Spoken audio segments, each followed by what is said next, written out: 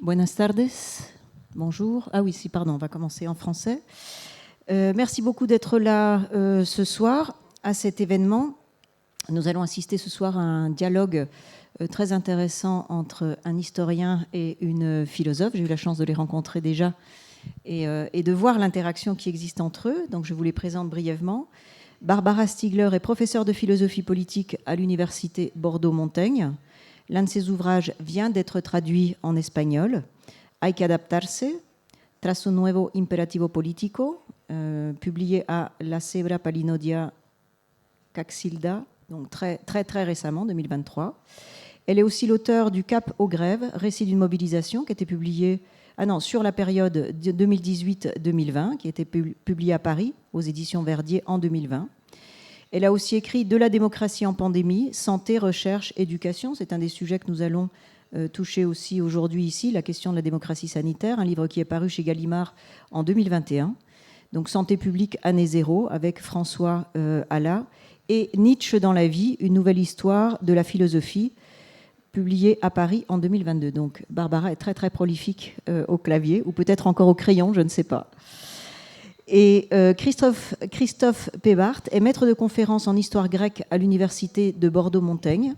Il est notamment l'auteur de Athènes, l'autre démocratie, 5e siècle avant Jésus-Christ, qui a été publié à Paris chez Passé Composé en 2022. Donc avec aussi une publication très récente.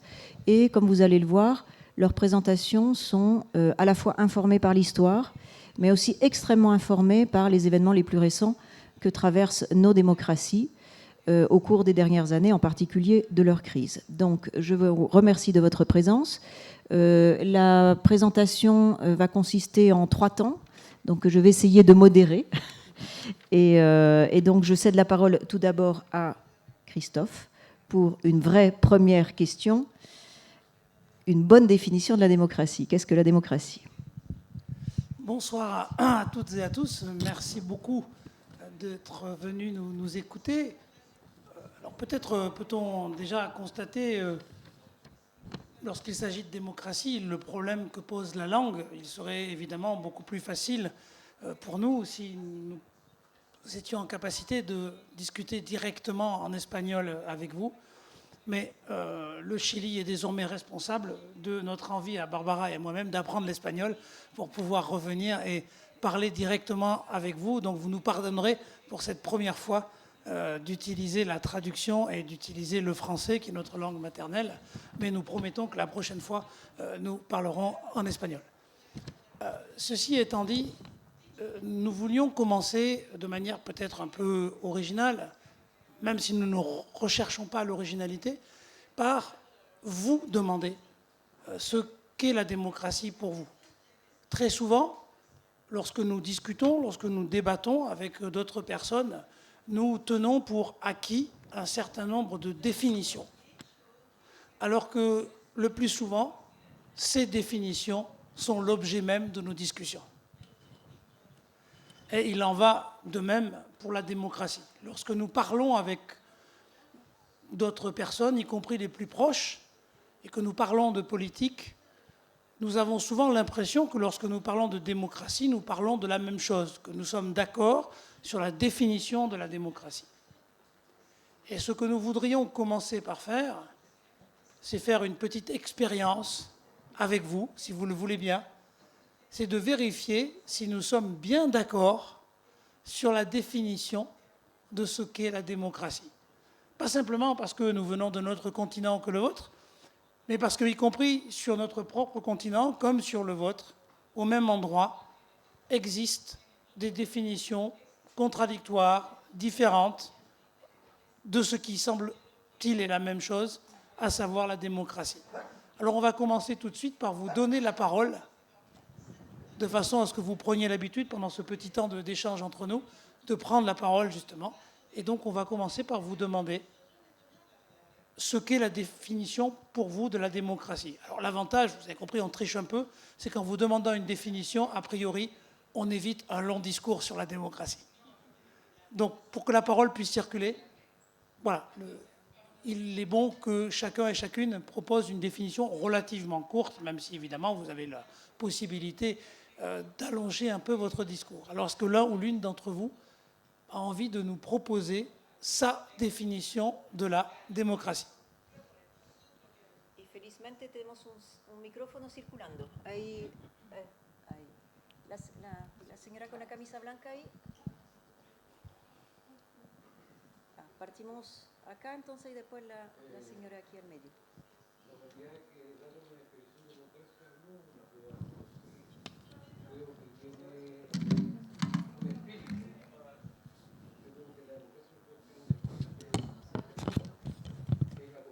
Il n'est pas branché, je pense, le micro.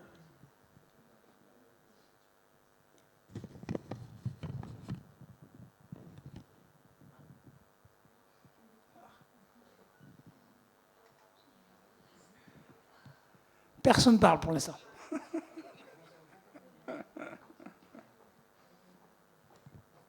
Alors, pendant que nous cherchons le micro, j'en profite pour peut-être expliquer la méthode qui est la nôtre. La méthode qui est la nôtre, vous le voyez, consiste à ne pas considérer que parce que nous sommes là, nous en savons plus que vous. Mais notre méthode consiste à essayer de construire, y compris dans cette situation, un véritable échange entre nous pour que, à la fin de cette conférence, vous sortiez avec au moins autant de questions et de réponses que nous. Me refiero a la democracia no como concepto, sino que, ¿no es cierto?, como espíritu y principio. El espíritu de la democracia, ¿no es cierto?, es la competencia de ideas, y su principio fundamental es la libre y justa competencia.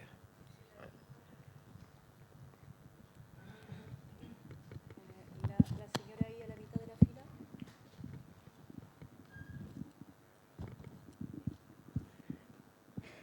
fila. Una definición muy práctica para mí es el acceso a la información fidedigna para poder elegir.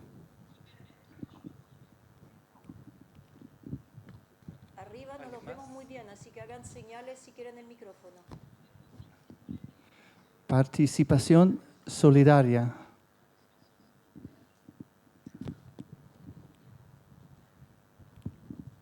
Buenas tardes. Desde mi perspectiva, organización política social que permite que todos los ciudadanos de un determinado territorio estén en igualdad ante la ley.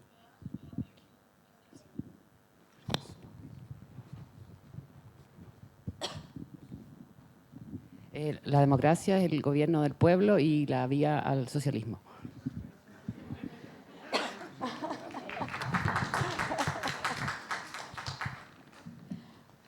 Mais que se passe-t-il si le peuple ne veut pas le socialisme?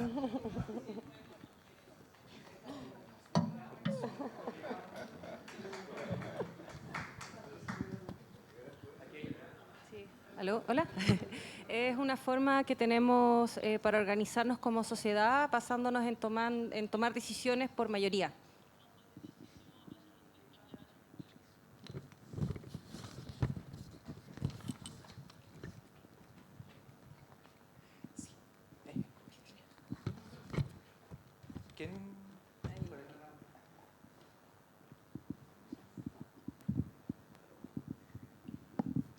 No es una respuesta técnica, sino que es más bien, pienso que la democracia es un espacio donde podemos debatir ideas distintas y poder llegar a un consenso o a un no consenso, y simplemente un espacio donde poder ponernos de acuerdo desde todas las perspectivas.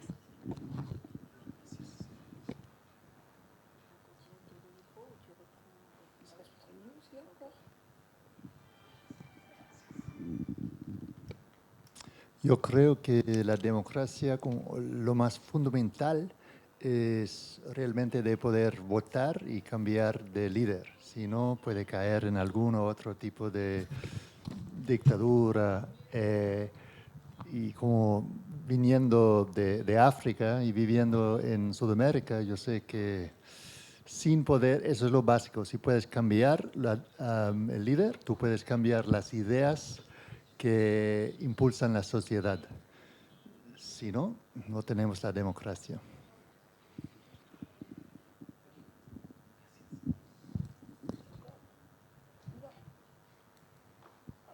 ¿La última? ¿Una más? Una más.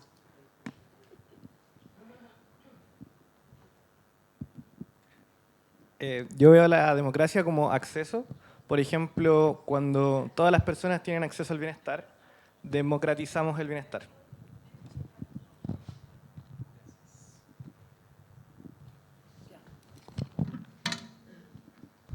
Merci beaucoup. Alors déjà, la première chose peut-être qu'on constate, c'est que même si personne ne donne véritablement de définition qui entre en contradiction avec la définition de quelqu'un d'autre, la première chose qu'on constate, c'est que nous n'avons pas spontanément la même définition. C'est intéressant, puisque, a priori, la démocratie, c'est un moyen de discuter ensemble. Or, nous sommes en train de constater que ce moyen, la démocratie, n'est pas forcément l'objet d'une définition commune, et qu'il y a donc une forme de tension, de contradiction que nous peinons à dire sur la définition même de ce qui est censé nous réunir, à savoir la démocratie. Alors, pour faire un petit pas de côté, on va partir de la France. Aujourd'hui, ces 2-3 derniers jours, pour vous montrer que ce problème de la définition de la démocratie n'est pas propre à ici, mais est vrai sans doute partout. En France, vous le savez peut-être, un grand mouvement social est en train de s'organiser contre la réforme des retraites qui est en train d'être discutée sous l'impulsion du gouvernement et du président Macron.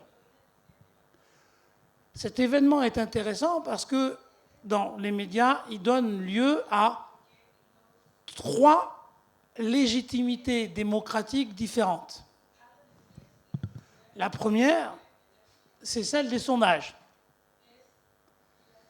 Tous les sondages donnent une très grande majorité de Français opposés à la réforme. Entre 60, 70 et peut-être même 80% selon les sondages contre la réforme. Je pourrais rajouter, parce que ça fait partie de notre discussion, que si on regarde qui est favorable à la réforme de la retraite, ce sont une majorité de retraités. Donc de gens qui ne sont pas concernés par la réforme qui va venir. C'est la première légitimité. La deuxième, c'est le nombre de manifestants. Hier, il y a eu à peu près 1,2 million, peut-être 2 millions, sur 68 millions d'habitants, 2 millions ou 1,5 million de manifestants contre la réforme.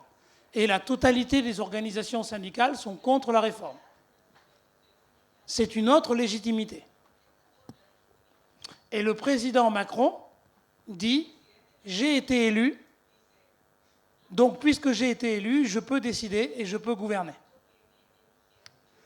Donc vous voyez qu'au même moment, dans le même pays, il existe 3 légitimités pour fonder une prise de décision publique qui transformera la vie de tout le monde.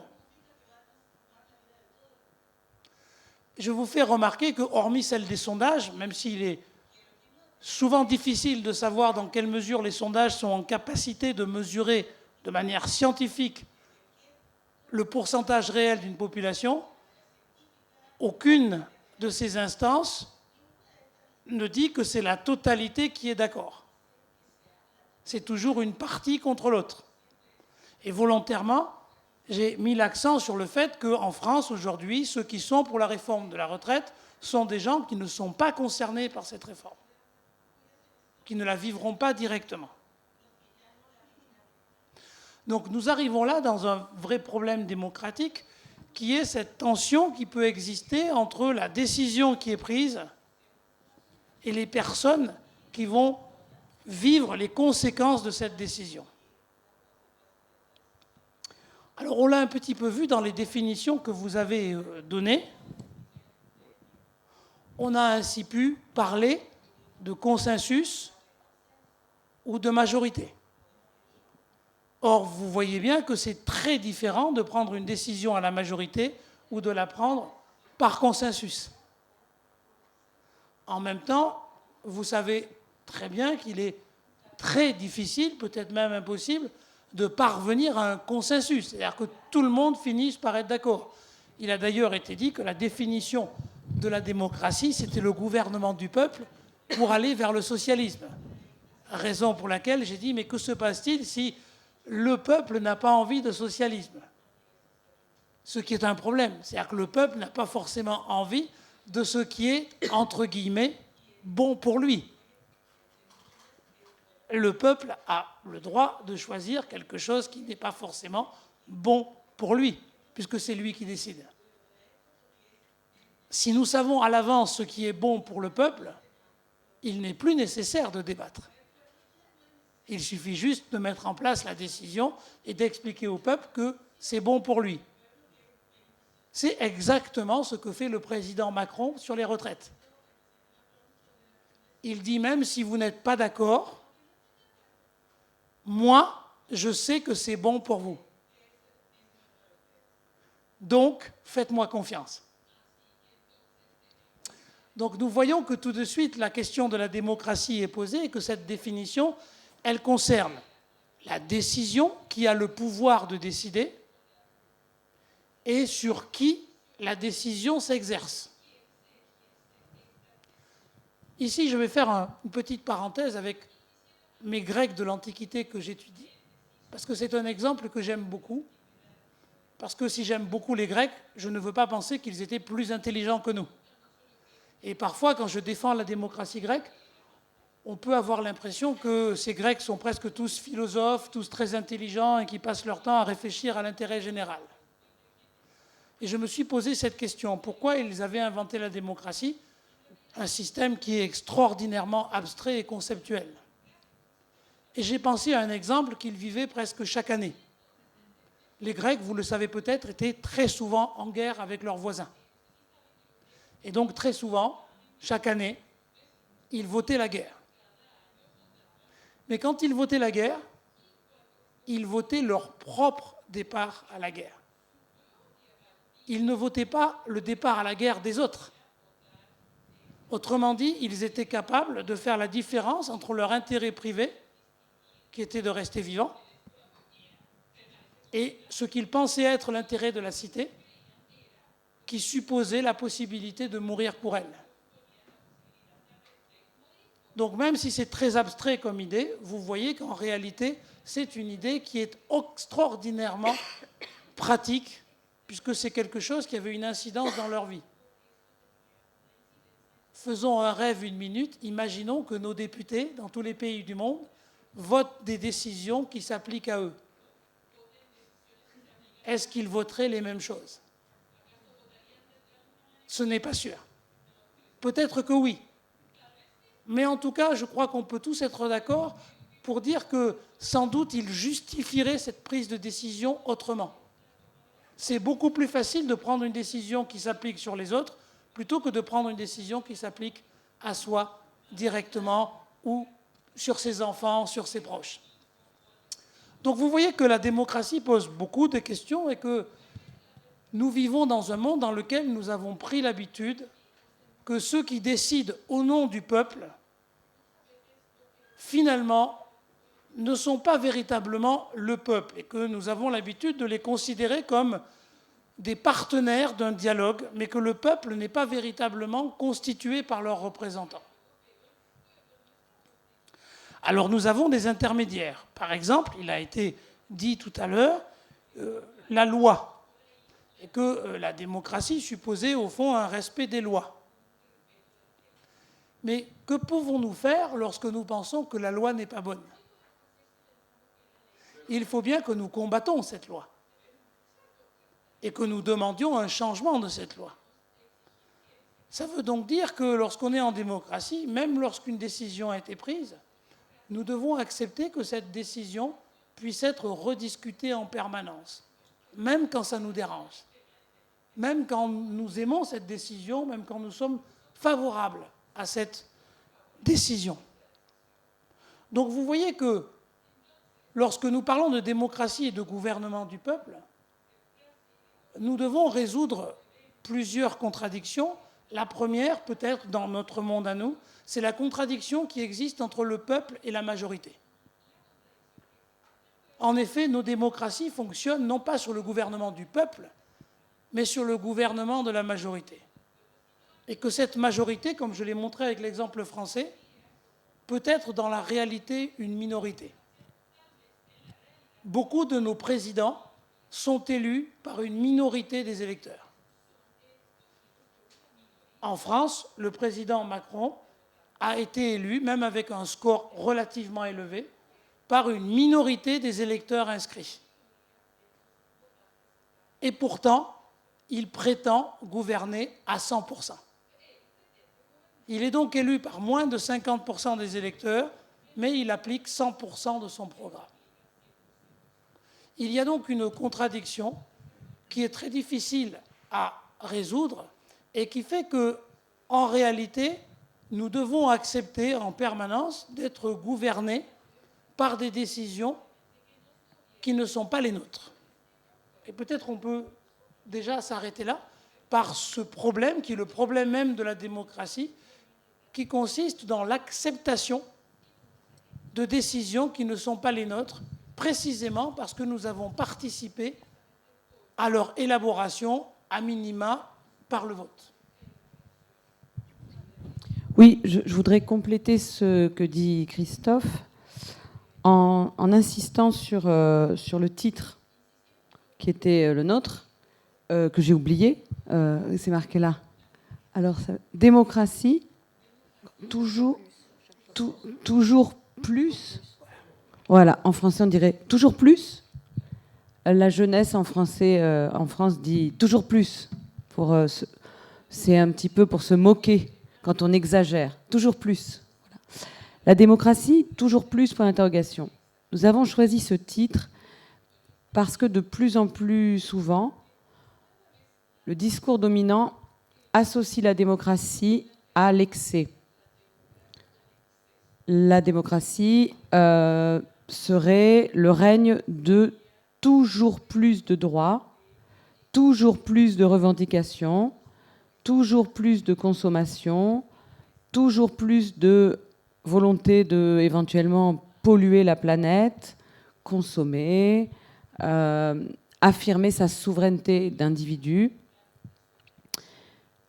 Alors, pourquoi cette idée est en train de s'imposer, qui fait que, par exemple, en France, il est de plus en plus courant d'entendre des élus, des personnes autorisées qui ont le pouvoir de la parole, être très sceptiques sur la démocratie. En disant, par exemple, qu'on a une crise écologique, on a une épidémie, et que la démocratie n'est pas capable d'affronter cela, car la démocratie, c'est toujours plus de revendications, toujours plus d'individus égoïstes qui toujours plus veulent affirmer leur souveraineté. Cette association entre la démocratie et un toujours plus qui serait menaçant, qui serait une menace, qui serait excessif, qui serait une forme d'hubris, pour parler comme les Grecs, c'est quelque chose qui ne vient pas du tout de la démocratie athénienne, telle que l'étudie Christophe Pébart. C'est une idée qui s'est imposée avec le libéralisme. En fait, le libéralisme du XIXe siècle a, et c'est ça qui rend les choses très compliquées, a revendiqué la notion de démocratie en déformant totalement le concept de démocratie. Il faut comprendre que à la fin du XVIIIe siècle, il y a eu dans certains pays comme la France et les États-Unis de révolution l'idée qu'on allait tenter d'instaurer une démocratie, en particulier en France. Et à l'intérieur des révolutions françaises et américaines et dans la suite, il y a eu un effort immense pour dire que cette démocratie était impossible ou dangereuse. Et les penseurs libéraux comme Alexis de Tocqueville et plein d'autres ont dit la démocratie, elle est là, on ne va pas pouvoir l'éviter, mais il va falloir la domestiquer en la limitant, car elle est dangereuse. Je rappelais tout à l'heure au Congresso Futuro que Alexis de Tocqueville compare la démocratie à une enfant des rues, mal élevée, sauvage, qu'il faut éduquer et domestiquer. Et pour lui, il faut le faire parce que de toute façon, on ne pourra pas éviter la démocratie. Pour lui, c'est le sens de l'histoire. Il faut s'adapter à ça, en quelque sorte. Mais il faut bien comprendre que la démocratie, dans l'esprit des libéraux, c'est uniquement les droits individuels. L'extension indéfinie des droits individuels qu'il faut limiter. Par exemple, vous avez le droit de consommer, vous avez le droit de dire tout ce que vous voulez, sauf quand il y a un virus, où vous devez rester chez vous, où le chef va décider pour vous si vous avez le droit de sortir, ou voilà. Par exemple, vous avez le droit de consommer tant que vous voulez, sauf s'il y a une crise écologique, et là, on va vous dire non, vous pouvez consommer que 10 litres de carburant par mois. Je dis n'importe quoi. Et on dit, la démocratie est incapable de faire ça, parce que la démocratie, c'est le règne de l'individu. Donc c'est bien, mais jusqu'à un certain point, et à un moment, il faut une autre autorité, celle du chef, celle des gouvernants qui sont compétents, qui sont élus, qui sont pas le peuple, justement, non populaires, mais précisément qui sont une forme d'élite, qui sont éclairés par des experts et qui, eux, doivent limiter la démocratie toujours plus. Alors, nous, avec Christophe Pébarth, pensons que cette vision de la démocratie, qui nous a totalement tous contaminés, elle est fausse. Elle ne correspond pas à ce qu'est la démocratie, car la démocratie, il l'a rappelé, c'est le pouvoir du démos. C'est l'idée qu'une cité doit être gouvernée par le peuple et uniquement par le peuple, et qu'il n'y a rien au-dessus du peuple. On l'expliquait tout à l'heure, ni les dieux, ni la loi, puisque c'est le peuple qui fait la loi, ni la science, donc ni la philosophie, ni la vérité, ni Platon, ni personne. C'est un pouvoir illimité du peuple sur lui-même. Ça donnera chez Jean-Jacques Rousseau la souveraineté populaire. Qui dit souveraineté dit absence totale de limite. Un pouvoir souverain, c'est un pouvoir sans limite. Et donc, c'est ça qui est dit. Alors que chez les libéraux, il y a une limitation à tous les niveaux qu'il faut instaurer parce que la démocratie est dangereuse et elle va s'auto-limiter par le fait qu'on va sans cesse trouver des systèmes comme check and balance et autres pour qu'il y ait des pouvoirs qui contredisent les autres pouvoirs et pour qu'il y ait une forme de régulation de la démocratie par des systèmes en fait juridiques, par un droit qui est au-dessus. C'est très important ce que vient de dire Barbara, parce que notre définition commune, je pourrais reprendre les différents éléments que vous avez donnés tout à l'heure, consiste à penser que la démocratie, c'est un cadre qui permet à des opinions différentes de s'exprimer, de s'opposer pour qu'une décision soit prise. Mais vous voyez que dans cette manière libérale de penser la démocratie... On l'a entendu tout à l'heure, c'est le marché des idées. Voilà. C'est-à-dire que tout se passe comme si les idées se produisaient avant le débat et que le débat était simplement un affrontement entre des idées différentes. Et on peut choisir entre les idées, celles qu'on préfère. Une concurrence entre les idées. Autrement dit, ce modèle libéral, c'est chaque citoyen se fait son idée et ensuite il participe au débat, il va essayer de convaincre les autres avec son idée. Nous n'avons pas la définition qui consisterait à dire que la démocratie, ce n'est pas simplement choisir entre des idées concurrentes, mais fabriquer ensemble une idée qui va, au fond, constituer à un moment donné notre idée commune du bien commun. C'est très important parce que nos modèles contemporains favorisent l'affrontement. L'affrontement et le désistement. Parce que si vous considérez que vos idées, de toute façon, personne ne va pouvoir les croire parce qu'elles sont trop extrémistes, elles vont trop loin, elles sont trop éloignées de ce qu'a priori tout le monde pense, vous vous mettez à l'écart du débat. Parce que vous dites, j'aurai aucune chance de les convaincre. Et les autres essayent, mais vous voyez que tout se passe comme si, exactement comme un débat parlementaire, où chacun a son parti, son programme, ses idées, et donc accepte éventuellement à la marge de modifier ce qu'il pensait avant, mais personne ne croit que dans un débat parlementaire, un parlementaire du Parti socialiste ou quelqu'un d'un parti de droite va changer d'idée en écoutant son collègue lui expliquer qu'en fait, il se trompe. Tout le monde sait très bien que le débat, à la fin, on sait à l'avance qui va voter pourquoi. Donc nous avons l'habitude de définir la démocratie comme quelque chose où, au fond, la production des idées est antérieure au débat. Comme si le débat était uniquement une confrontation entre des idées et non une manière collective de fabriquer une idée du bien commun. C'est vraiment important parce que ça, on est là vraiment au cœur des différences entre les approches libérales de la démocratie et les approches antérieures qui considèrent au contraire que c'est la démocratie, c'est la délibération. Certes, j'ai une idée en arrivant, mais je dois accepter que le débat va me permettre d'améliorer ce que je pense, ou peut-être même d'abandonner mon idée et d'en prendre une autre en me disant ben, finalement je n'y avais pas pensé, ou maintenant que j'ai écouté l'argumentaire, c'est plus intelligent que ce que je pensais. Alors je sais que ce que je raconte, c'est très facile à le dire ici.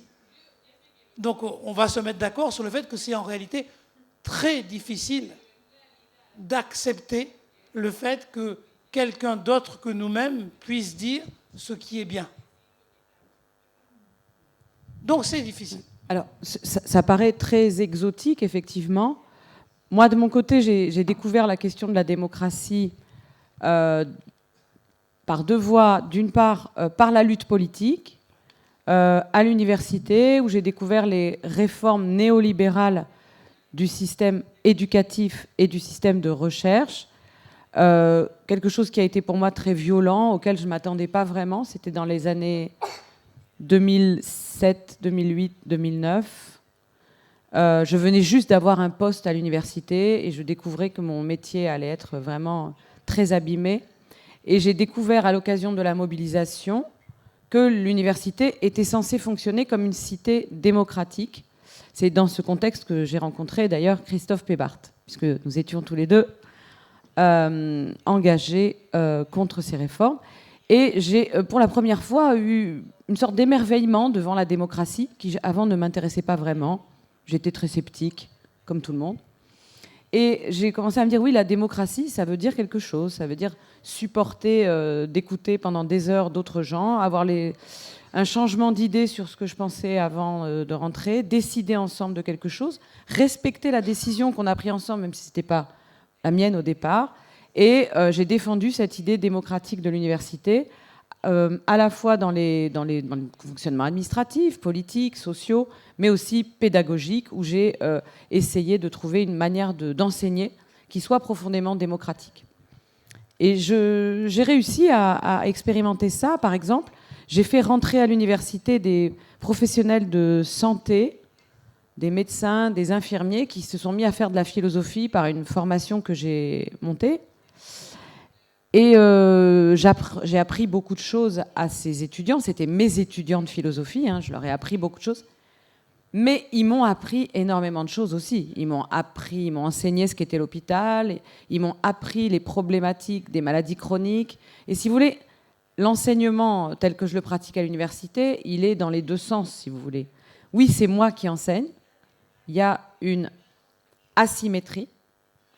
Mais je suis sans cesse transformée par les gens auxquels j'enseigne.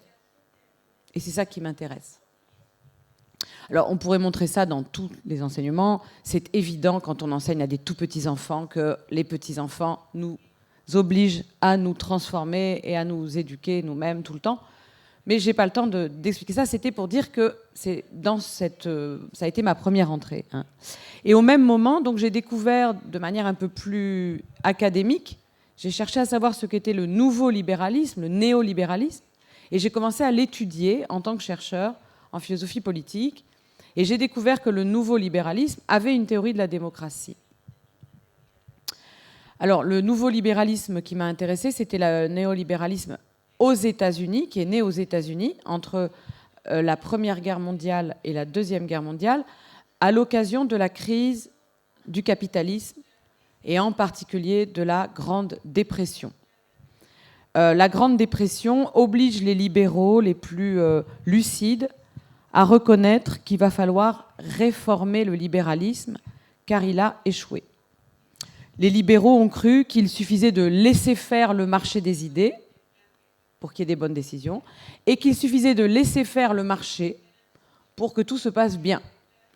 Et tous ces libéraux, Friedrich Hayek, Walter Lippmann, etc., ont bien vu que ça ne marchait pas.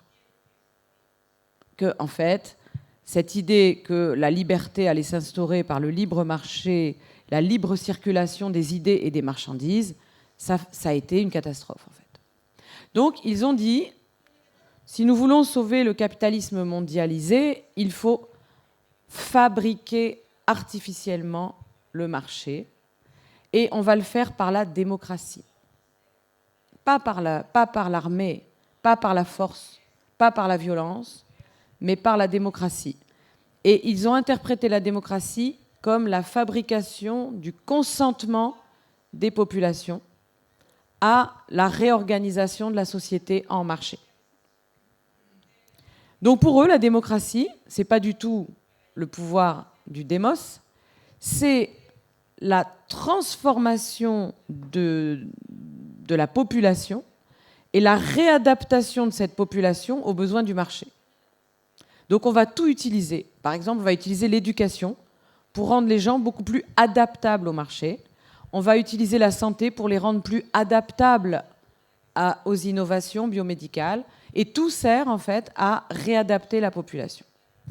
Dans cette soi-disant démocratie, qui est en fait totalement un régime autoritaire, ceux qui ont le pouvoir, ce sont les leaders. Les leaders, c'est les gouvernants ou bien les chefs d'entreprise, les leaders d'opinion, les key opinion leaders, tous ceux qui sont des leaders en fait.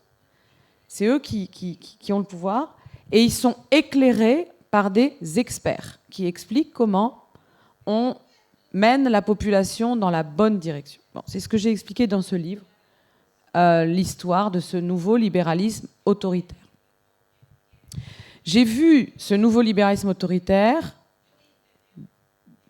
reconfigurer totalement l'hôpital, reconfigurer totalement le monde de l'éducation, et je l'ai vu de manière pratique, en voyant la puissance des key opinion leaders, la puissance de la fabrication du consentement, et je l'ai vu, là on n'a pas le temps d'en parler, jusque dans la crise Covid, où en France, tout a été organisé autour de l'innovation, s'adapter à l'innovation biomédicale, s'adapter à la transition numérique. Tout le monde doit avoir un QR code, tout le monde doit être digitalisé, tout le monde doit accepter l'innovation biomédicale et faire confiance à l'innovation. Par contre, on a continué de détruire de manière extrêmement violente tout l'état social, l'hôpital, le soin, les fonctionnaires censés délivrer un soin pour tous. Tout ça a été encore plus abîmé pendant l'épidémie. Mais en revanche, les gouvernants se sont servis de l'épidémie pour nous habituer à cette idée qu'il faut toujours s'adapter à l'innovation digitale et biomédicale. Le capitalisme numérique et le capitalisme des laboratoires pharmaceutiques qui, aujourd'hui, ont multiplié, comme vous le savez, tous leurs profits, pendant que l'essentiel de la population dans le monde, à l'occasion de cette crise, s'est appauvrie. Donc, si vous voulez, ça, c'était mon entrée dans la démocratie. Et ma dernière entrée dans la démocratie, c'est que, on en parlera peut-être plus tout à l'heure, je pense plutôt à la fin, mais je ne sais pas trop, c'est que nous sommes un peu fatigués, Christophe Pébart et moi-même, d'enseigner dans des conditions dégradées, de faire des conférences toujours magistrales où les gens nous écoutent gentiment, on pose 3 questions et on s'en va. Et on n'arrive pas, si vous voulez, à enseigner et à faire de la recherche sur la démocratie dans des formes qui, en fait, sont pas du tout démocratiques. Et donc, mon nouveau terrain d'expérimentation avec Christophe, c'est de trouver une nouvelle forme qui nous permet de nous réparer des dégâts aussi de l'université. Ça nous régénère, j'ai envie de dire. Et cette nouvelle forme, pour nous, c'est le théâtre. Donc, on a fabriqué, on est en train de créer, de continuer à créer un spectacle.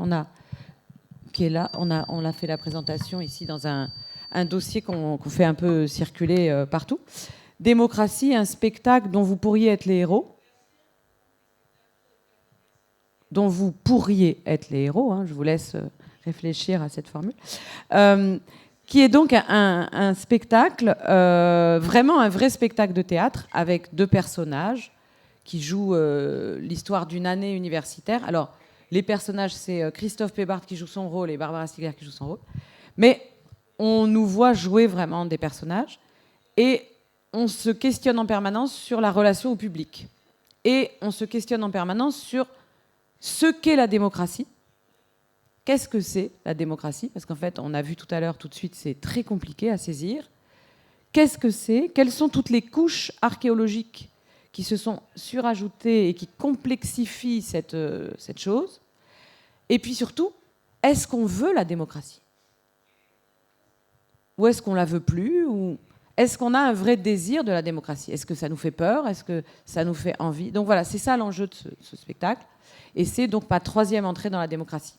Enfin, ma 4e. Après l'université, la santé, le nouveau libéralisme, voilà, le théâtre, dont je rappelle quand même que c'est une forme artistique qui est la forme originelle de la démocratie. Merci. Alors, on va passer à une nouvelle partie dans cette présentation. Une des questions que tu as soulevées, Barbara, et je pense qui va résonner beaucoup au Chili, c'est la question de ce libéralisme et de l'injonction toujours plus à l'adaptation. Non, que tout est un flux et que, donc, comme nous disions tout à l'heure, chaque fois plus. Mais effectivement, il y a une demande aussi, peut-être, de stabilité ou une fatigue qui ne cadre plus du tout avec ça. Justement, je vous disais hier que nous, ça m'a beaucoup étonné à l'université. Quand on est revenu en cours, où nos étudiants de 18 ans en sociologie, qui en général sont des gens qui rentrent en sociologie pour changer le monde, étaient extrêmement fatigués et disaient non, on veut plus, quoi. Explosion sociale, pandémie, dégradation des conditions économiques, on veut un truc stable, quoi. Et donc, du coup, c'était un peu la première génération qu'on a vue, qui ne voulait pas d'adaptation, de changement, de transformation, et qui voulait un peu de stabilité dans ce grand tourbillon dans lequel nous sommes en ce moment. Donc, je voulais vous poser un peu la question de comment vous envisagez, depuis vos perspectives respectives de la démocratie, cette question de l'adaptation, du flux et de ce que tu appelles, Barbara, la stase. La stase, oui. Merci beaucoup pour cette question. Effectivement, c'est une autre entrée dans le toujours plus.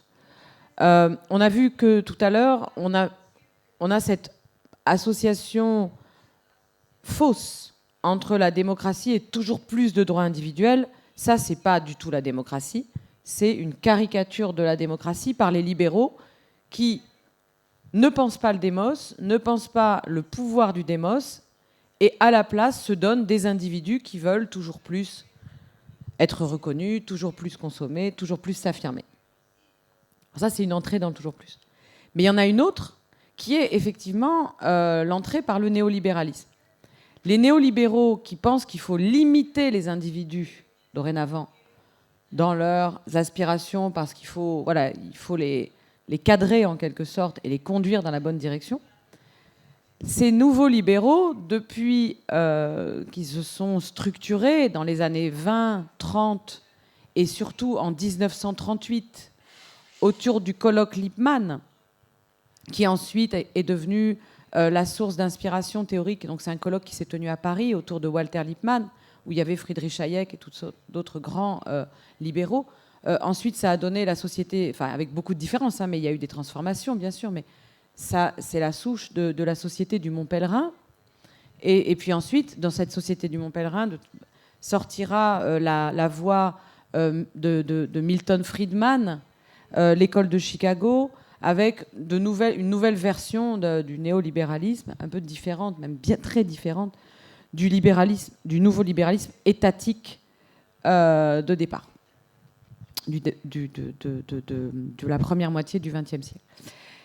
Alors, en gros, je l'ai expliqué plusieurs fois ici au Chili, mais on a 2 néolibéralismes aujourd'hui qui coexistent. On a le néolibéralisme type Pinochet ou Margaret Thatcher, qui est en gros du côté du laisser-faire, que moi j'aime bien appeler l'ultralibéralisme.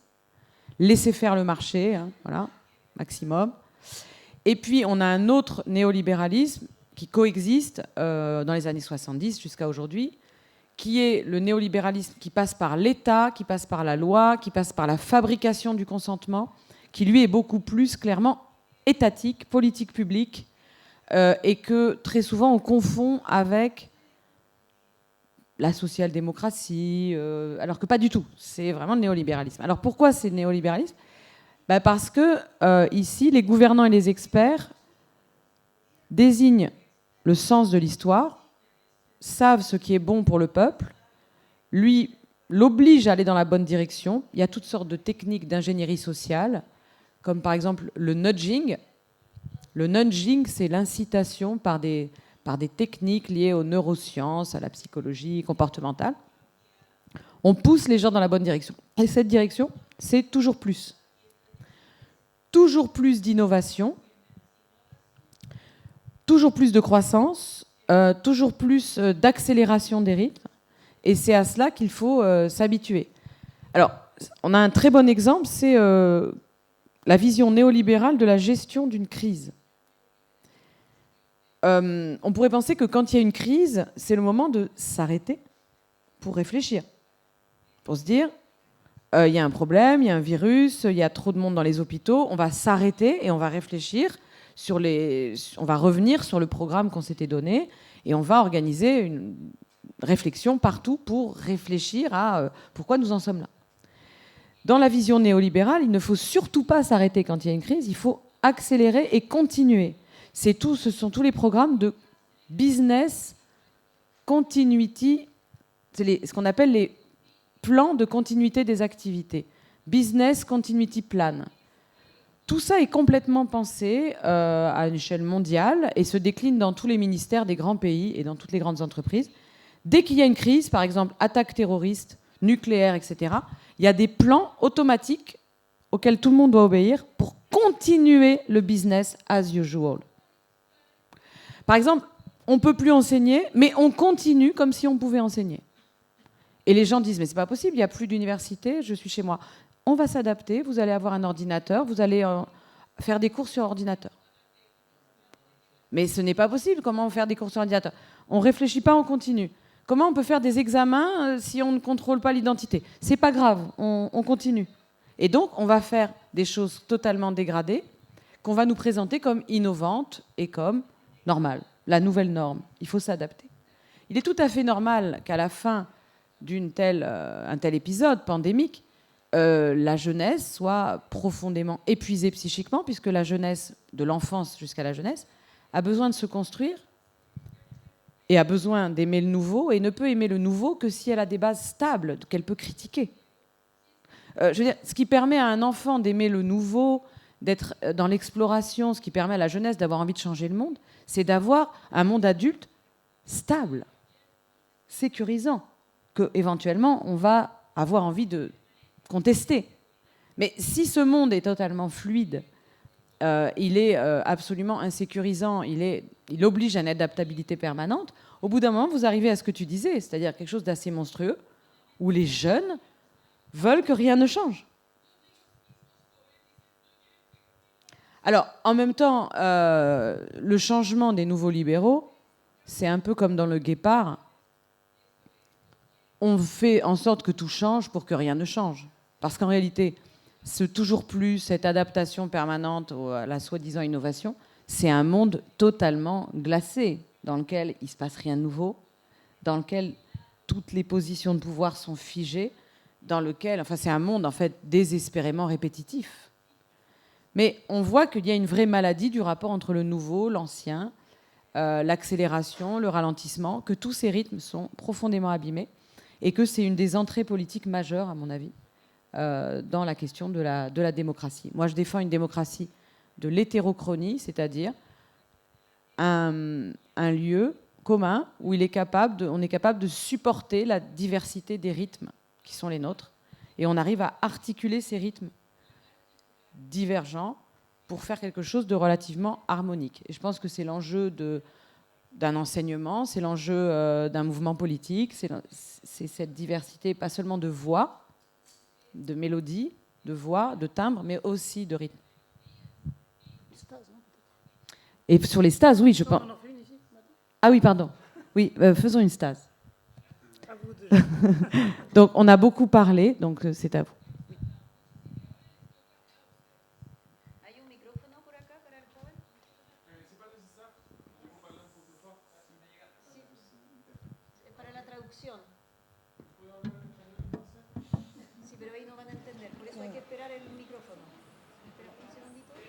Aquí está el micrófono. Ahora sí. ¿Preguntas? Ahí va el micrófono.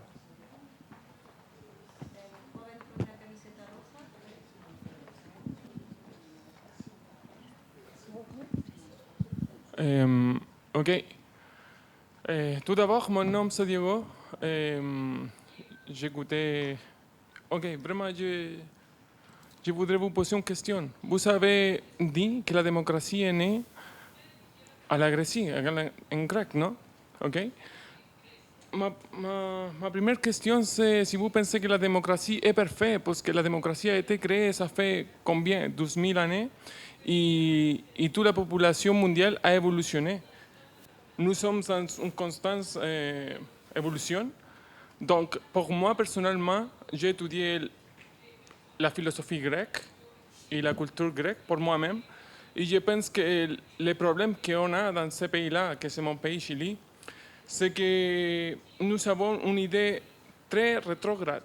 Parce que dans ce moment-là, je vais vous poser une situation. Moi, personnellement, j'ai étudié tout ce que je pouvais. Mais quand je vais à l'heure de voter, ma votation a les mêmes valeurs qu'une personne qui fait rien, qui pense rien, qui n'a aucun intérêt dans la politique, dans le pays. Et c'est vrai. Parce que si je vais voter et vous prenez une personne de la rue, un drogadicte, c'est pas pour être discriminatif avec les gens, mais c'est la vérité. Il a les droits de voter, ou non? Tout le monde a les droits. Mon vote, c'est le même que lui. Et une personne, pour drogue, fait n'importe quoi. Je pourrais y aller avec lui et lui dire, hey, je te donne l'argent, vote pour moi, et on manipule toute la situation. Donc la démocratie, ça marche pas, non? Ça marche pas comme ça, non? Non, mais c'est vrai. Et dans ce pays-là, ça marche. Je l'ai étudié au Québec. Québec est né de la France, non? J'ai vécu dans une social-démocratie. J'ai étudié là-bas. Puis mon question, vraiment, est-ce que vous pensez que la démocratie doit évolutionner ou on doit continuer comme aujourd'hui? Merci.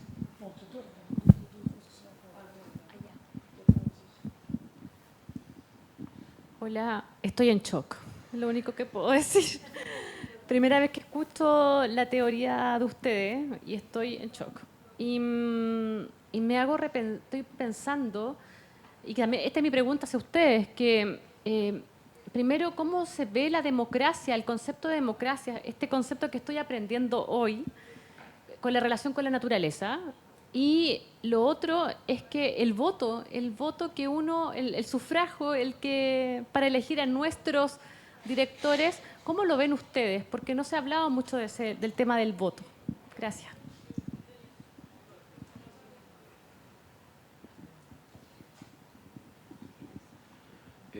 Perdón, se me había olvidado presentarme, soy Juan Luis Bauer, soy un libre pensador. Y yo creo que hay tres preguntas que hay que hacerse ante la democracia. ¿Dónde estamos? ¿Para dónde vamos? ¿Qué nos espera?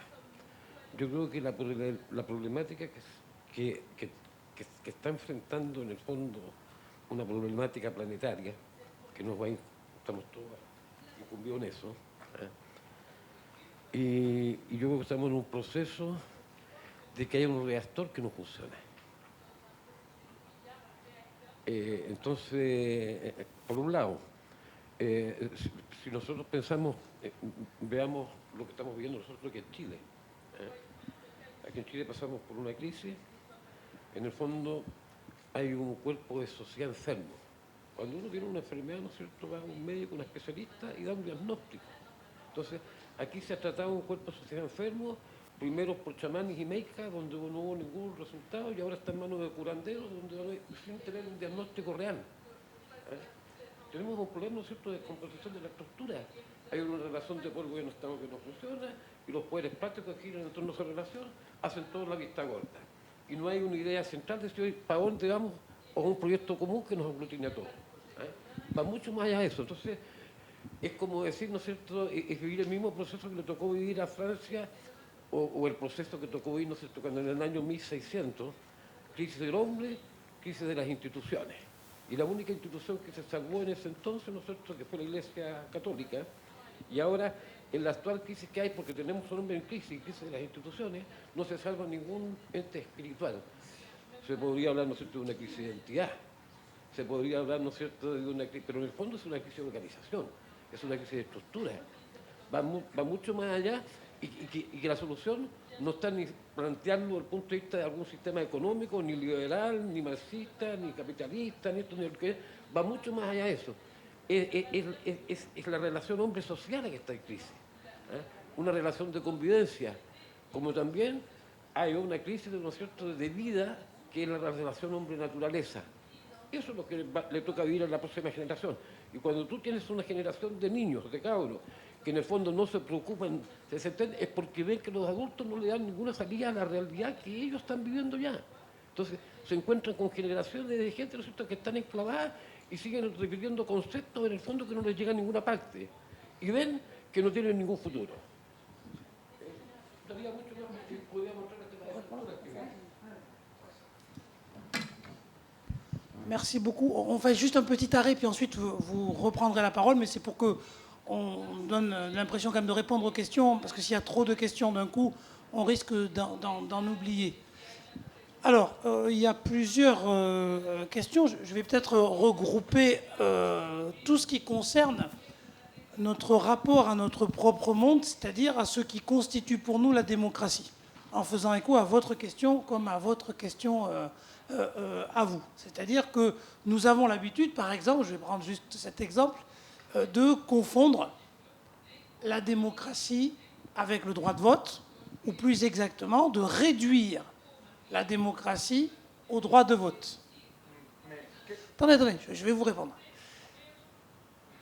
Ceci ne va pas de soi parce que réduire la démocratie au droit de vote, vous voyez, par rapport à ce qu'on a dit précédemment, consiste à considérer que la formation des opinions est extérieure à la démocratie, que la démocratie est juste une manière de résoudre des différences d'opinion entre nous. Or, nous, ce que nous essayons d'expliquer, c'est que la démocratie doit intégrer la question de la fabrique des opinions.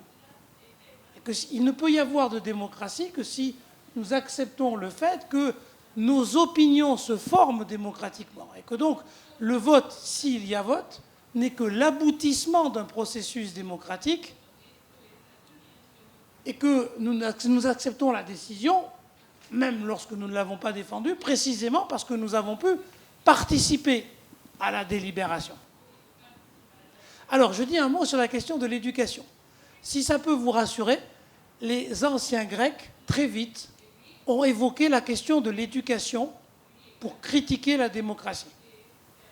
Et en disant, est-ce qu'il est normal de donner un même droit, droit de participation à la décision, à quelqu'un qui a fait des études et à quelqu'un qui n'en a pas fait, quelqu'un qui sait beaucoup de choses et quelqu'un qui sait moins.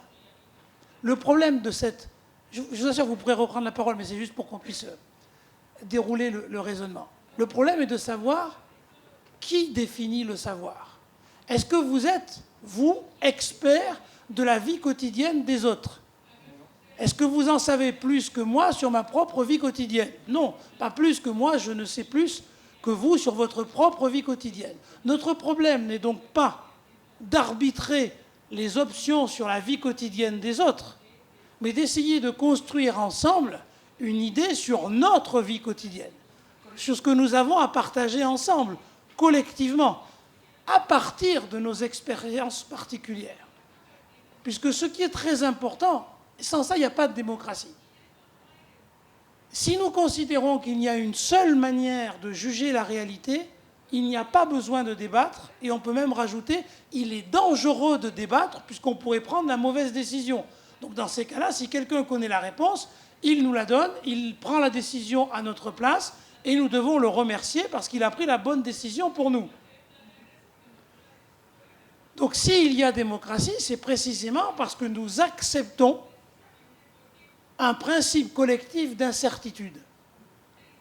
Même si moi, je pense savoir ce qui est bon, je dois faire l'effort d'accepter qu'en réalité, quand je m'adresse aux autres, je ne sais pas ce qui est bon pour tout le monde. Allô ? On peut prendre l'exemple d'une épidémie. Vous êtes spécialiste d'un virus, par exemple, le meilleur du monde. Vous ne savez pas ce qu'il faut faire pour empêcher la circulation. Vous êtes juste spécialiste, biologiste. D'accord ? Vous êtes, si vous décidez en tant que biologiste, juste sur la logique de ce virus, vous êtes incapable de savoir quelle est la bonne décision par rapport aux écoles, par rapport aux gens qui ont un cancer, par rapport aux personnes âgées. Vous n'êtes pas spécialiste ni des écoles, ni du cancer, ni des personnes âgées. Juste du coronavirus numéro tant. OK ? Donc, je poursuis. Donc, celui qui va prendre la décision juste sur la base de la virologie, ce n'est pas une bonne décision. Celui qui va prendre la décision juste sur la base de l'intérêt des enfants, par exemple les pédiatres, ce n'est pas une bonne décision. Il n'y a pas que des enfants dans un pays. Il y a aussi des personnes âgées, il y a aussi des personnes qui ont d'autres problèmes. Il n'y a pas que les enfants. Ce n'est pas le centre du monde, les enfants. Celui qui va prendre une décision par rapport à je ne sais pas quoi, la nécessité que l'économie continue, ça ne va pas non plus, parce qu'il n'y a pas que l'économie dans la vie, il y a aussi la santé. Bref, pour prendre une bonne décision, pour prendre toutes les bonnes décisions qu'on doit prendre face à une épidémie, il faut que la société soit démocratique, c'est-à-dire qu'elle ait l'habitude d'entendre la multiplicité des points de vue sur la même réalité. À un moment X à Santiago du Chili, il y a des gens qui ont besoin d'aller à l'école, il y a des gens qui ont besoin d'aller à l'hôpital, il y a des gens qui ont besoin de toutes sortes de choses différentes, et donc personne n'est l'expert de la bonne décision. Seules les dynamiques sociales qui permettent à tout ça de s'articuler et à tous ces savoirs divers et variés de dialoguer les uns avec les autres permettent à une société de prendre la bonne décision. On aurait pu croire que la France était un pays démocratique, que face à cette épidémie, il y allait avoir des logiques plutôt démocratiques, avec les régions, les départements, les communes, le savoir en santé publique, les sociologues, comme Emmanuel, tout ça, que ces gens allaient discuter, avec aussi la participation de la population, etc. Ce n'est pas du tout ce qui s'est passé. Une seule personne, le président de la République, a décidé... Alors, il se réunissait il s'enfermait de temps en temps à l'Élysée avec ses conseillers, et les journalistes attendaient. Le président va décider si nous pouvons sortir dehors. Le président va décider si nous devons prendre une nouvelle dose de vaccin. Mais c'est aberrant. Le président ne peut pas, en écoutant un expert ou deux, prendre la bonne décision. Il faut nécessairement des dynamiques collectives, démocratiques, pour prendre la bonne décision. Et c'est très difficile à faire. Ça suppose tout un travail sur le temps long. Parce que sinon, dès qu'une catastrophe arrive, on est complètement démuni. Alors juste pour... Ensuite, on vous repasse la parole tout de suite pour répondre à la question du vote que vous avez posée. Il faut sans doute, et même sûrement, distinguer le vote d'une décision avec l'élection de dirigeants. Ce sont deux choses extraordinairement différentes. L'élection de dirigeants consiste, sous le prétexte de la représentation, à une délégation de pouvoir. Mais vous le savez tous et toutes, quand vous votez pour quelqu'un, vous passez 4, 5, 6 ans à le supplier de faire ce pourquoi vous l'avez élu, en espérant qu'il le fasse. Il ne vous représente pas. Vous lui avez délégué votre pouvoir de faire pour tout le monde. C'est très différent d'un vote qui consisterait à dire « nous pensons qu'il faut faire ça ». Donc quand on réduit la démocratie au vote, souvent on réduit la démocratie à l'élection. Qui est le contraire de la démocratie. Ce qui n'est pas du tout la même chose, puisque effectivement, comme le dit Barbara, quand on élit des gens qui, au fond, à qui on délègue notre pouvoir, et si nous allons le plus loin, ça veut dire que finalement, le vote est un rideau de fumée qui nous empêche de voir que nous n'avons jamais le pouvoir, puisque c'est un mécanisme de délégation permanente, alors effectivement, l'élection peut être considérée comme l'opposé ou quelque chose de différent de la démocratie. Historiquement, c'est le cas. Le gouvernement représentatif théorisé par les libéraux, à la fin du XVIIIe siècle et au début du XIXe siècle, l'a été contre la démocratie. Les gens qui ont théorisé cette idée qu'il fallait élire les plus compétents, les élus, avec cette dimension religieuse, hein, les élus, voilà, eh bien, ils ont dans tous les textes expliqué qu'ils proposaient ça pour éviter la démocratie, pour éviter que le peuple ait le pouvoir, parce qu'ils considéraient que le peuple est irrationnel. Le peuple, c'est la populace. Donc il ne faut surtout pas que la populace ait le pouvoir. Et tout ça, c'est des tonnes et des tonnes de textes très bien connus des Founding Fathers américains et, par exemple, en France, toute une littérature qui défend le gouvernement représentatif. Donc, le vote comme élection, je vais voter pour abandonner mon pouvoir et le donner à des gens soi-disant plus éclairés que moi, les élus, déjà, ça, c'est pas démocratique. Et puis ensuite, le vote comme référendum, par exemple, ça peut être démocratique, tout à fait, mais ça suppose beaucoup de conditions pour que ça le soit. Par exemple, qui fabrique la question ? Si la question, elle est imposée et que c'est une question piège, ça va être compliqué de dire que c'est un processus démocratique. Donc voilà ce qu'on peut vous dire sur le vote. Moi, je n'ai rien contre le vote. Je pense que c'est un des outils de la démocratie. Dans une vie démocratique saine, par moment, il peut être utile de voter. Les Athéniens votaient beaucoup sur l'Ecclésia. Pour moi, ce n'est pas le signe qu'on n'est pas en démocratie, mais c'est vraiment à condition que ce soit accompagné de tout un ensemble de processus qui garantissent que c'est le démos qui a le pouvoir. Et pourquoi on s'intéresse à Athènes ? C'est pas seulement parce que Christophe Pébart est spécialiste d'Athènes, c'est parce qu'il se trouve qu'Athènes, c'est un siècle ou plus d'expérience historique attestée où un peuple de 60 000 citoyens a réussi ou même plus, a réussi à se gouverner lui-même en prenant des décisions extrêmement graves, par exemple celles sur la guerre, etc. Donc c'est quelque chose qu'on ne sait pas. La plupart du temps, les gens pensent que la démocratie athénienne, ça n'a pas marché, c'était une vague idée, ça ne marchait pas du tout, ça a duré 5 ans, très vite ça a été la tyrannie. Moi, c'est ce qu'on m'a appris en philosophie. Partout, on m'a appris en philosophie, on m'a appris que la démocratie, elle avait passé son temps à échouer, Platon avait bien raison, la démocratie est impossible. Mais moi, quand je découvre le travail de Christophe Pébart, je découvre une autre réalité. La démocratie à Athènes, elle a existé. Alors certes, les femmes n'étaient pas dans les citoyens. Certes, il y avait des choses injustes, il y avait des choses horribles, il y avait l'esclavage.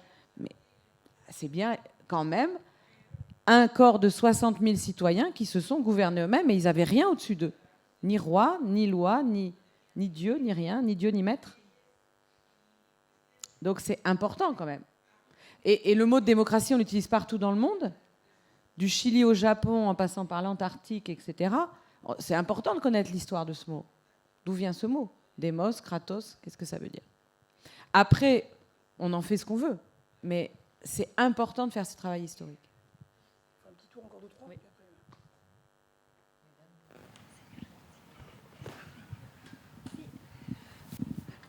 Buenas tardes, mi nombre es María Angélica y quería hacer una reflexión o compartir con ustedes un tema que me preocupa. Hace poco entendí que hubo un resultado de unos estudios que se hizo y en donde mayoritariamente la población que fue encuestada habla de que, o sea, resulta que bajó como en 2 o 20 puntos el tema de la valorización de la democracia como sistema político, lo cual eso es tremendamente preocupante. Entonces, tratando de tener una idea, uno podría pensar, ¿se está mutando, está habiendo un cambio hacia un nuevo sistema? ¿O efectivamente lo que ustedes están señalando, se produce una desafección, ¿no?, de los que hemos elegido y los que practican la política, ¿cierto? Sería el resultado de aquello que estamos todos desafectados. Y por otro lado, quisiera plantear un poco la divergencia, o sea, el matiz de que qué significa en cuanto delegar y mandatar en democracia. Porque yo entiendo que mandato, ¿cierto?, lo entregamos a través del voto, efectivamente, y mandatamos a que se establezcan de tal y tales maneras las reglas del juego y cómo vamos a hacer democracia.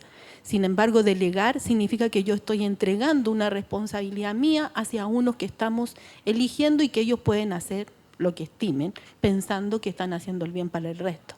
Esa era mi presentación. Gracias. Tenemos otra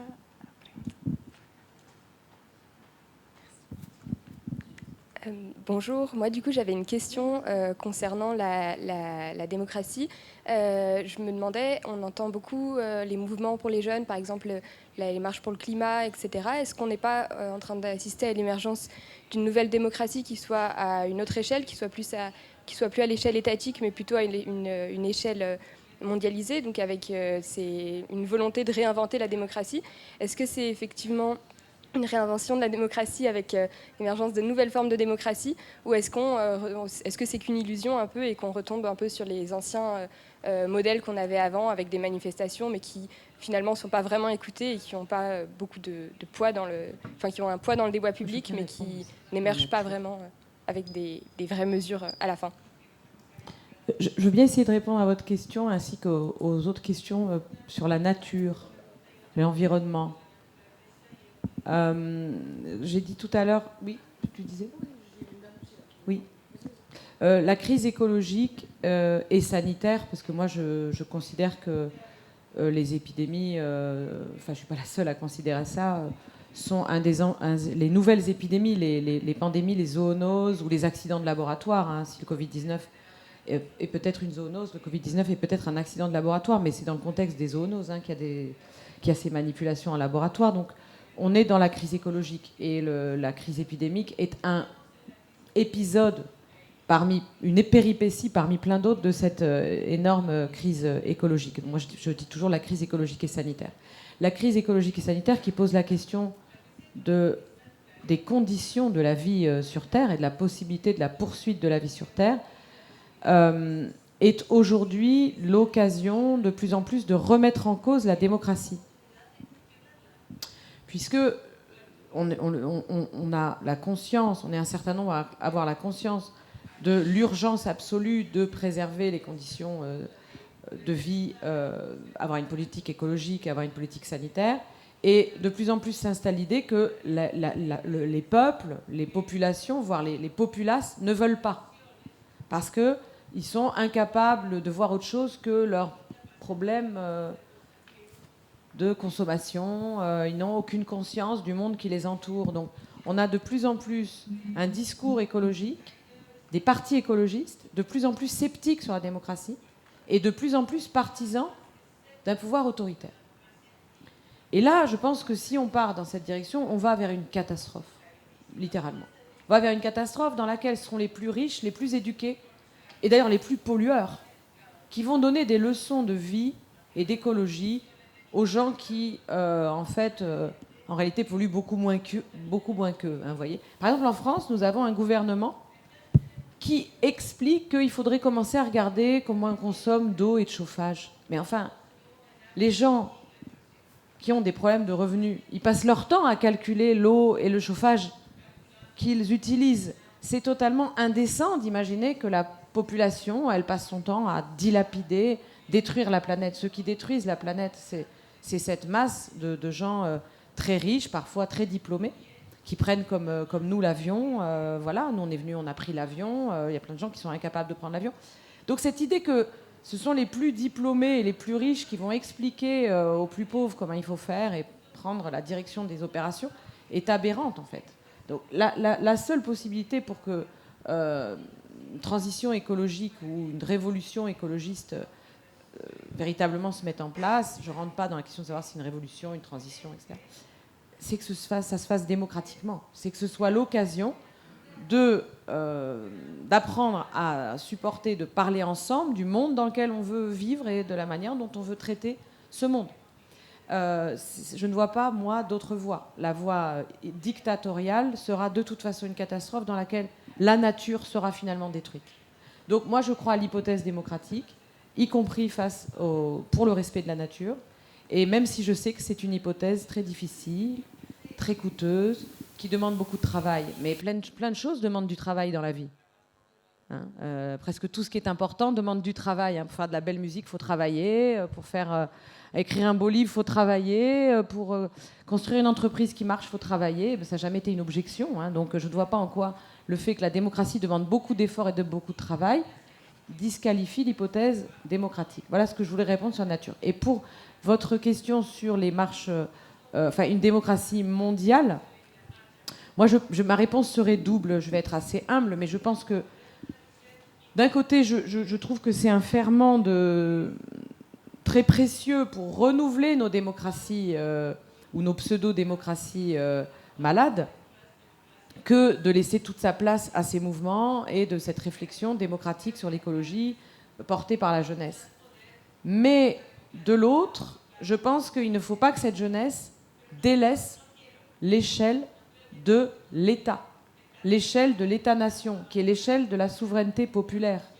Parce que si l'écologie se joue uniquement à l'échelle de ma salle de bain, mon potager, le local, et à l'échelle du monde mondialisé, qui va récupérer la politique?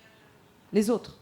Donc il faut que l'échelle proprement politique dans nos histoires traditionnelles, hein, de l'histoire de la constitution des États et de la souveraineté populaire, l'échelle de l'État, il ne faut absolument pas qu'elle soit abandonnée par ces mouvements. Voilà ce que je répondrai sur le risque d'un mondialisme, d'une idéologie un peu trop mondialiste de ces mouvements que par ailleurs je soutiens évidemment. Tenemos un par de preguntas acá. Il nous reste une dizaine de minutes. Ok, me escucho, sí. Hola, ¿qué tal? Buenas tardes. Tengo dos preguntas. La primera tiene que ver con que ustedes han mencionado que la democracia no solo es el acto de elegir, sino que también el acto de debatir ideas y llegar a consensos. Hasta donde yo sé, la democracia es solo la primera parte, el acto de elegir. Si podrían profundizar desde dónde viene el concepto del debate, cosa que me encantaría que la democracia incluyera, pero hasta donde yo sé, tuve que reforzar mi conocimiento. De hecho, revisé la página de la RAE en este momento, la Real Academia de la Lengua Española, donde habla que es efectivamente un sistema democrático que habla respecto a la elección, no de cómo se debaten las ideas. Entonces, si pueden profundizar eso, se lo agradecería. Y en segundo punto, quiero empatizar con la posición que manifestó el compañero que comentaba que estudió en Quebec. Y a modo de ejemplo, quiero título. Creo que no todos los votos deberían ponderarse de la misma forma. ¿Por qué? Aquí en Chile hay un caso que está siendo más o menos conversado, digamos, puesto en la palestra, que es una minera en un espacio que se llama Punta de Chorro, en el norte de Chile. Es un lugar donde hay un espacio de conservación natural hermosísimo, y la comunidad local se ha dividido, obviamente, como era de esperar, entre quienes están de acuerdo en la minera y los que no. Y curiosamente, la gente que está a favor de la minera son aquellos que viven más lejos de esta comunidad, parte de la comunidad, pero más lejos de lo que es como el centro natural. Y yo como lo llevo a ejemplo preguntando, ¿es igual de válido el voto del pescador que vive a 10, 20 kilómetros del lugar que aquel pescador que vive a 1 kilómetro o a pocos metros del lugar? Eso.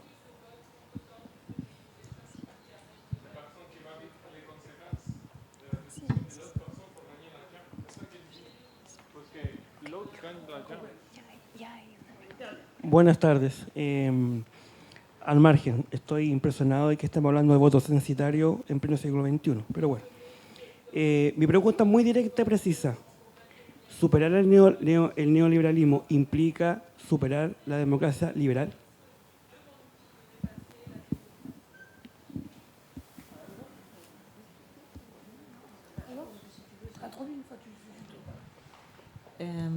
Sur la base des questions qui ont été posées, particulièrement sur les questions de prise de décision ou de niveau de la prise de décision de la délibération, je pense que si vous pouviez reprendre aussi un peu la question de la loi et de la Constitution, puisque nous sommes en plein processus constitutionnel ici au Chili.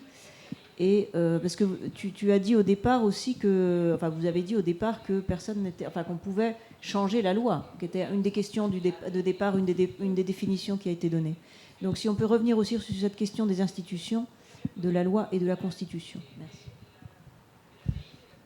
Alors, d'abord, la première chose, c'est qu'il faut constater que dès qu'on se donne la parole, des idées intéressantes, même si on n'est pas d'accord avec, sont émises, et il vaut mieux les entendre que de préférer ne pas les entendre en considérant qu'elles sont dépassées, même si nous considérons qu'elles sont dépassées ou qu'elles ne sont pas convenables.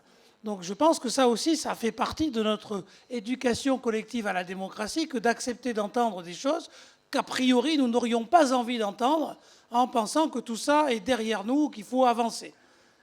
On ne peut pas avancer sans les autres. Alors sinon, effectivement, nous ne sommes pas en démocratie et une petite élite éclairée décide à la place des autres de ce qui est bon pour tous. Donc moi, je pense que ça, c'est très important de se le rappeler, même quand ça ne nous fait pas plaisir, ou plus exactement, surtout quand ça ne nous fait pas plaisir. Voilà. Ou alors, sinon, nous envisageons de faire un débat politique qu'avec des gens de gauche et on laisse les gens de droite dans l'autre salle. Attendez.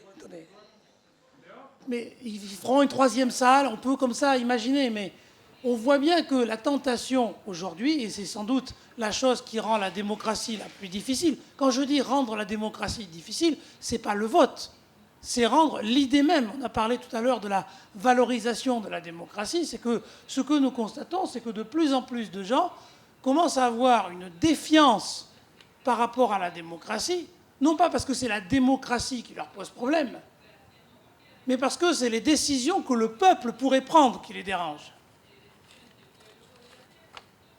Autrement dit, ce n'est pas tant l'idée démocratique qui pose problème que la possibilité de voir une décision collective prise qui n'est pas celle que je pense être bonne. C'est ça le premier effort que l'on doit faire. Donc, cette question se pose bien entendu par rapport aux lois ou par rapport aux constitutions. Alors, je sais que vous avez encore et que vous avez eu un débat relativement long sur un processus constitutionnel, et je voudrais prendre, pour ne pas rentrer dans des discussions politiques qui sont les vôtres et beaucoup moins les nôtres, je voudrais prendre l'exemple de ce que nous avons vécu en France en 2005, au moment du débat sur une constitution qui n'était pas la constitution de la France, mais la constitution de l'Union européenne, de la construction européenne. Vous le savez peut-être, en 2005, la France, donc tous les pays qui composent l'Europe, ont pris position. Il n'y a eu que 2 qui ont eu droit à faire un référendum. Les 2 ont voté non, dont la France. Et ce qui est intéressant, c'est le débat qui a eu lieu. L'idée qui s'est imposée en France pour voter non, ce n'était pas de dire « nous ne voulons pas de l'Europe ». Bien sûr, certains ne voulaient pas de l'Europe, mais une bonne partie n'ont pas voté non pour cette raison.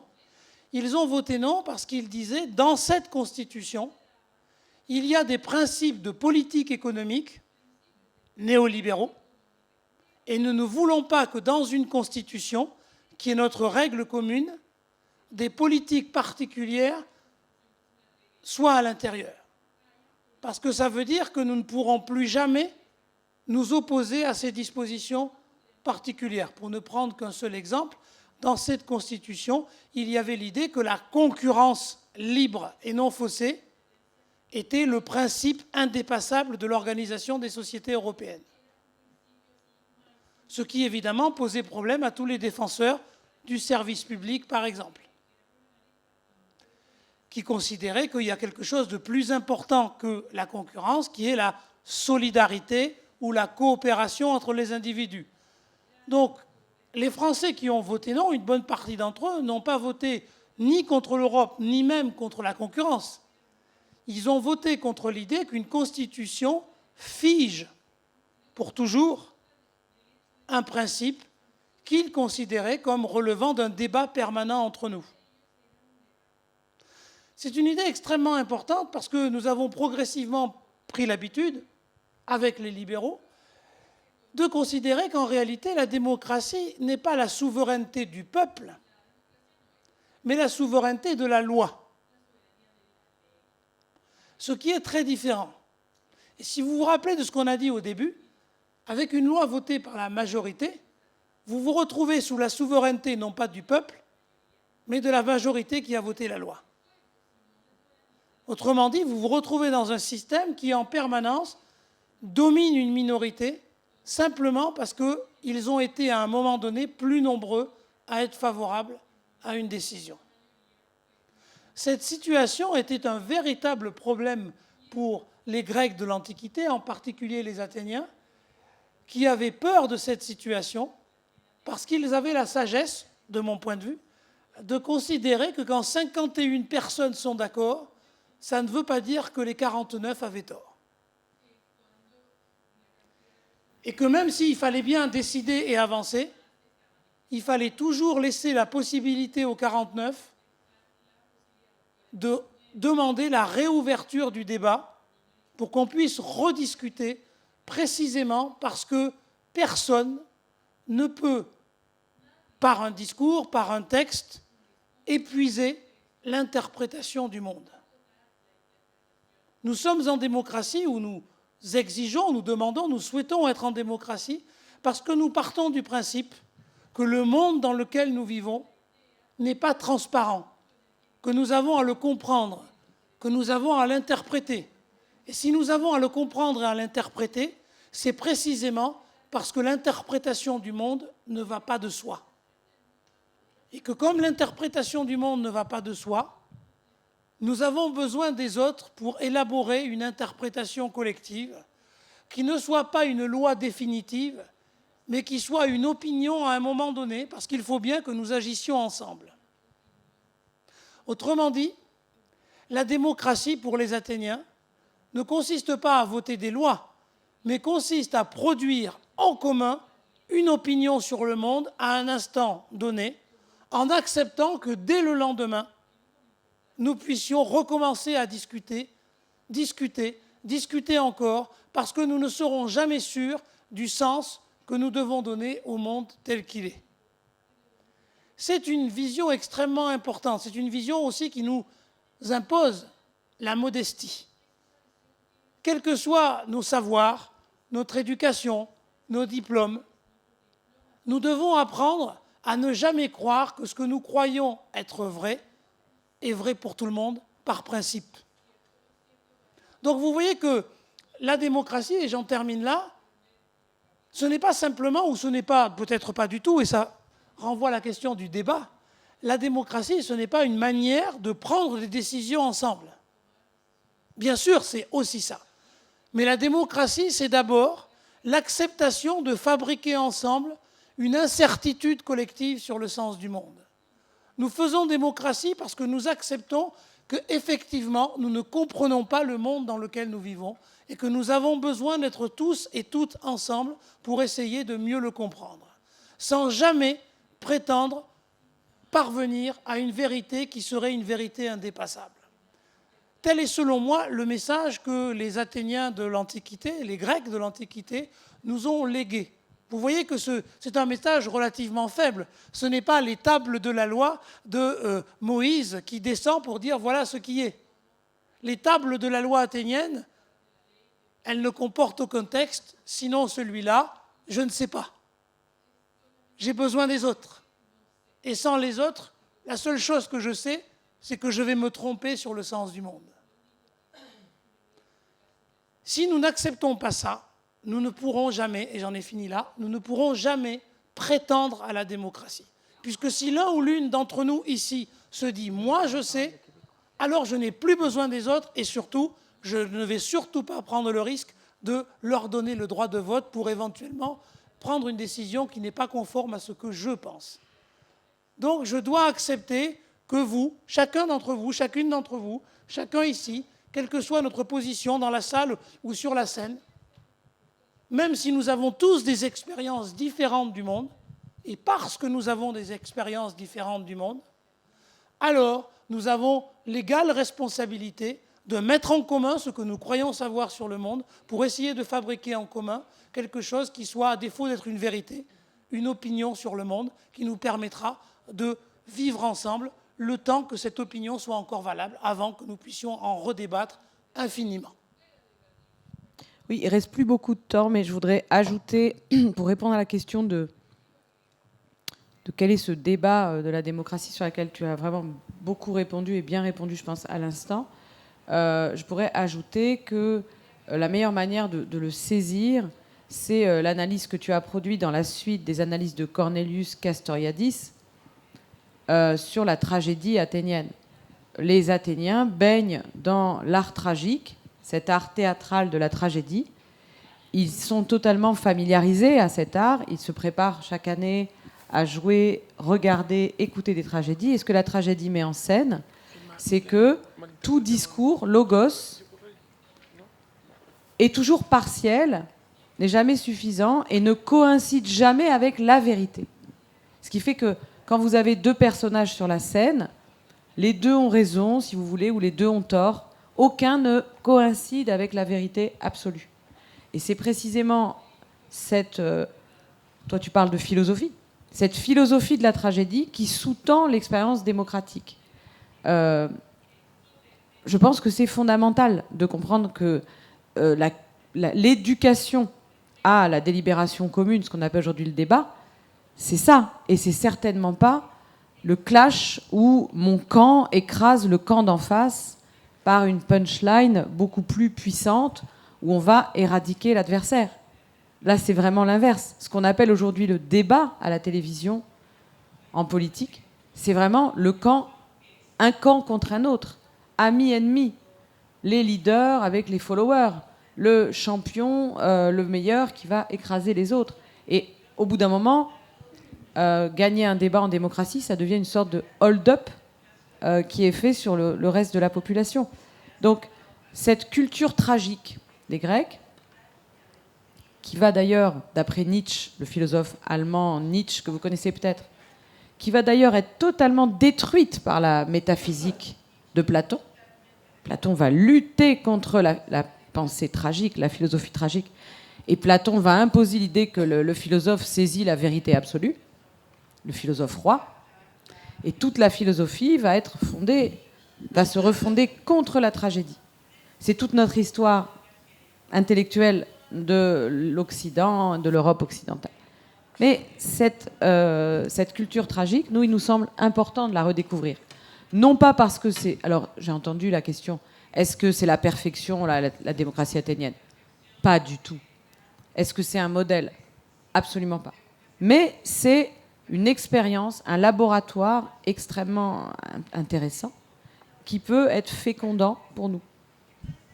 Donc vous avez bien compris, avant de passer la parole à Emmanuel, vous avez bien compris que si vous êtes rempli de questions, si vous avez plein de contradictions en vous contre ce que nous venons de dire, eh ben c'est parfait, ça veut dire que nous vous aurons contaminé avec le virus de la démocratie et que nous aurons tous collectivement appris que, bien entendu, il était hors de question d'épuiser le sens d'un débat sur la démocratie et que ce débat, il sera continué. Il ne fait que commencer. Il ne fait que commencer.